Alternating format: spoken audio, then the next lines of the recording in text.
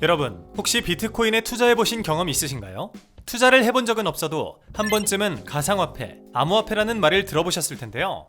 최근 한국산 코인으로 주목받았던 테라, 루나 폭락 사태를 계기로 국내외에서 가상자산에 대한 보호를 촉구하는 목소리가 나오고 있죠. 일각에서는 가상자산 업권법, 블록체인 기본법 등 기존에 없던 새로운 법안들에 대한 논의가 진행되는 등 가상자산이 국내외 핫이슈로 자리 잡았다고 합니다. 그런데 그래서 이게 대체 다 무슨 소리인데? 라고 생각하시는 분들도 계시죠? 그래서 준비한 오늘의 법인카드, 블록체인, 가상자산 등 새롭게 등장한 경제 개념에 대해 차근차근 알아보면서 가상자산과 관련한 법안들에 대해 법인카드가 알기 쉽게 설명해드리도록 하겠습니다. 먼저 용어들부터 짚어보도록 하겠습니다. 블록체인, 가상자산, 그리고 NFT가 오늘의 핵심 용어들인데요. 우선 가상자산의 시작인 블록체인부터 알아볼까요? 블록체인은 가상자산의 가장 기본이 되는 개념인데요. 사토시 나카모토라고 불리는 정체불명의 개발자가 제시한 새로운 개념입니다. 블록체인은 데이터를 여러 곳에 분산시켜 저장하는 분산형 데이터 저장 기술로 일명 공공거래장부라고 불리는데요. 나카모토는 자신의 논문을 통해 2007년 글로벌 금융위기 사태를 통해 금융 시스템의 중앙 집권화가 가진 위험성에 대해 각성하게 되었다며, 이에 따라 금융 시스템의 탈중앙 집권화를 위한 기술을 개발하게 되는데, 그 기술이 바로 블록체인입니다. 예를 들어 기존의 거래 방식은 은행이라는 중앙 거래 장부를 통해 거래 기록을 남기고 그 기록을 통해 거래 내역과 자산을 증명하는 식이라고 합시다. 그런데 만약 은행이 파산하거나 기록이 삭제 혹은 조작된다면 어떻게 될까요? 그동안의 거래 내역뿐만 아니라 보유하고 있던 자산조차 증명할 수 없게 될 것입니다. 이게 바로 사토시 나카모토가 말한 은행이라는 중앙 시스템의 집권화에 대한 위험성입니다. 그런데 반대로 거래 정보를 누구나 열람할 수 있는 수만 개의 공공거래 장부에 분산해 저장한다면 어떨까요? 누군가 내 거래 내역을 변조하거나 삭제해도 분산된 다른 기록을 모두 동일하게 수정하지 않는 이상은 수만 가지의 기록이 그동안의 기록을 증명할 수 있게 될 겁니다. 마치 수백 권, 수천 권으로 제본된 책 중 한 권이 훼손된다고 해서 책의 내용이 변하지 않는 것처럼 말이죠. 이런 기술이 바로 은행 위주의 중앙적인 금융 시스템을 벗어나 수많은 개인이 거래를 감시하고 보증할 수 있게 만든 탈중앙적 성향의 블록체인 기술입니다. 이처럼 투명하고 안전한 거래를 목표로 만들어진 블록체인 기술의 핵심은 앞서 언급한 탈중앙화였기 때문에 기존의 각국 중앙에서 발행되는 화폐가 아닌 새로운 가상의 화폐가 필요해졌는데요. 그렇게 만들어진 것이 우리가 많이 들어본 비트코인과 같은 것이죠. 화폐로 인정받기 위해서는 가치의 저장, 가치의 척도, 교환의 매개 기능이라는 3대 조건이 필요합니다. 그런데 비트코인 등은 중앙은행의 개입 없이 개인과 개인 간의 거래가 가능하지만 가격 변동이 극심해서 화폐로 쓰기에는 무리가 있죠.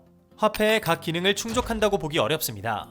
오히려 현재로서는 주식과 유사하지만 변동성은 훨씬 심한 자산에 가깝다고 볼 수 있겠습니다. 이러한 점들을 반영하여 특정 금융거래 정보의 보고 및 이용 등에 관한 법률, 줄여서 특정금융정보법에서는 가상자산으로 법률 용어를 정한 것이죠.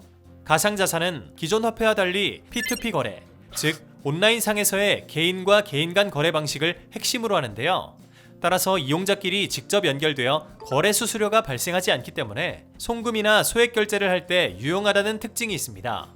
다만 이러한 특징 때문에 가상자산이 등장했던 초창기에는 누구나 거래소를 통해 가상자산을 익명으로 구매해서 사용할 수 있었고, 이러한 익명성을 활용한 마약의 불법 거래나 돈 세탁, 탈세 등이 발생한다는 문제가 있었습니다. 따라서 이런 문제를 해결하기 위해 국내에서는 특정금융정보법을 제정해 가상자산 거래 시 실명인증을 필수화했는데요. 뿐만 아니라 2023년부터는 가상자산에 대한 양도, 대여시, 세금을 부과하는 등의 내용으로 소득세법이 개정되어 시행 예정입니다. 새로운 기술로 인한 법이 제정되는 한편 기존의 법에서 보호받지 못하던 것을 블록체인 기술을 통해 보호할 수 있는 방안도 생겨났는데요. 그 역할을 하는 것이 바로 NFT라고 불리는 대체 불가능 토큰입니다. 토큰은 코인과 마찬가지로 블록체인 기술을 통해 만들어진 가상자산인데요. 아직 코인과 토큰의 명확한 정의는 없지만 대개 독립적인 블록체인 네트워크를 가지고 있는 가상자산을 코인, 다른 블록체인 네트워크를 기반으로 만들어진 가상자산을 토큰으로 분류하고 있습니다. 그리고 일반적인 가상자산은 대체 가능한 것과 달리 NFT의 경우 대체가 불가하다는 특징이 있는데요. 같은 책 수천 권과 저자의 사인이 들어간 단 하나의 책이 있다면 전자가 일반적인 가상자산, 후자가 바로 NFT가 될 수 있는 거죠. 전자의 경우 서로 가치가 동일하여 대체될 수 있지만 후자의 경우는 다른 책과 비교할 수 없는 독자적인 가치를 가지기 때문에 대체할 수 없는 것입니다. 이런 특징에서 NFT는 단 하나의 원본이 되는 창작물의 저작권과 소유권을 디지털상에서 증명할 수 있도록 하는 것에 주로 사용되곤 하는데요. 이해하기 어려우시다고요? 그렇다면 한 가지 예를 들어보겠습니다. 온라인상에 이미지 파일을 하나 업로드한 뒤 그 파일을 동일한 파일명으로 수십 개 복제한 뒤 섞었을 때 이 중 어떤 파일이 복제되기 전의 원본인지 알 수 있을까요? 아마 찾을 수 없을 텐데요. 만일 찾아낸다고 해도 이를 증명하기도 상당히 어려울 겁니다.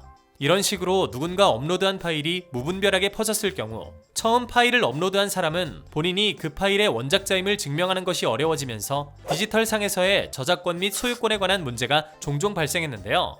NFT의 경우 내가 만든 최초의 파일을 블록체인상에 등록시켜 토큰화를 함으로써 공공거래 장부인 블록체인이 이 파일을 최초로 등록한 나를 소유권자로 증명해주게 되면서 일종의 디지털 보증서가 되는 것입니다. 이렇게 등록된 NFT는 무한정 복제는 가능하지만 소유권 및 저작권 분쟁 발생 시 이를 증명할 수 있게 된다는 점에서 소유권 및 저작권 문제의 새로운 해결 방안으로 다양한 곳에서 활용되고 있죠. 이렇게 이론상으로는 완벽한 것만 같은 가상자산, 블록체인 기술에도 가장 큰 허점으로 불리는 것이 있는데요. 바로 블록체인 기술의 핵심인 탈중앙화에 있다는 것입니다. 정말 모순적이죠? 지금까지의 시장 경제는 중앙의 법이라는 틀 안에서 규제와 보호를 통해 균형을 맞춰왔는데요. 하지만 이런 탈중앙화를 목표로 한 가상자산들이 등장함에 따라 국내뿐만 아니라 전 세계에서도 아직까지 뚜렷한 법적 체계를 세우지 못하고 있습니다. 최근 발생한 테라 루나 사태와 같은 블록체인 기술을 통한 피해가 발생할 경우에도 이를 보호하거나 규제할 수 있는 중앙의 법적 테두리가 없어 그 피해가 더 커지고 있는데요. 앞으로의 블록체인 기술이 더 활성화되기 위해서는 탈중앙화라는 본래의 취지, 그리고 중앙의 보호라는 두 개념 사이에서 균형을 잘 맞춰나가는 것이 중요할 것으로 보입니다. 오늘은 새롭게 생겨난 가상자산에 대한 개념을 살펴보고 그와 관련한 법안들에 대해 알아보았습니다. 아직 명확히 정의되지 않은 가상자산 시장이 앞으로 우리의 시장 경제와 법률에 어떤 변화를 가져오게 될지 궁금하네요. 그럼 지금까지 법인카드였습니다.